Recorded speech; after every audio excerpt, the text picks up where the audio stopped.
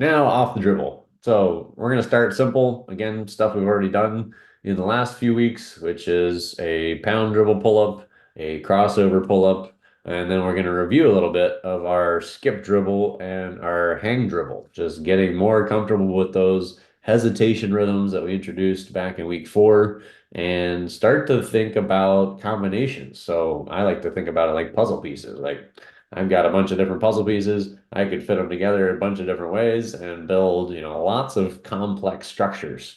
So combinations are possible. So we could do a fill cut and catching that fill cut into a skip dribble or even a hang dribble.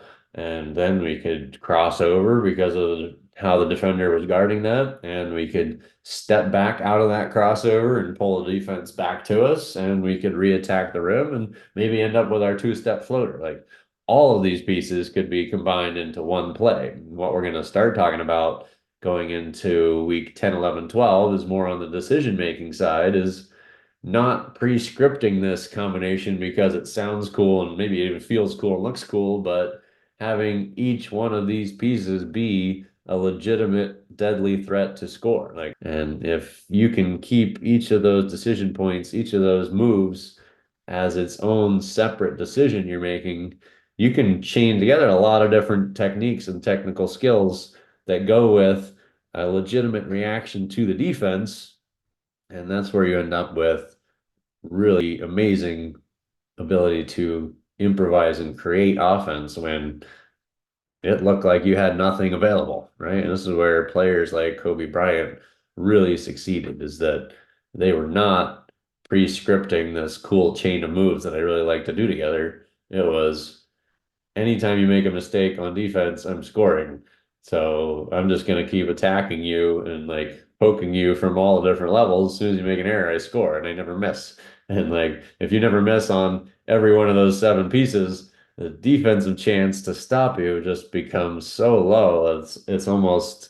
Um, it's almost depressing or defeating to the defense to try to guard you because it's like he hit the shot and I took away the shot. He did a skip dribble and then he drove past me. And I sagged off to stop the skip dribble. He shot it over me. I pressured up. We double teamed him. He crossed over and he stepped back. And now he reattacked and then he hit a floater. Like, what do I do? Like, this is where, like, Caitlin Clark is probably the most recent example in my mind of like in the playoffs, like her defenders were like looking at their coach, like, what do I do? Because I legitimately tried to stop each one of her different threats, and she just created a new one and becomes really unguardable. We talked about in our ball handling week, the unguardable ankle breaker as a ball handler. Like you can really get there off the dribble, which again is, I think, why it's most popular to create shots off dribble.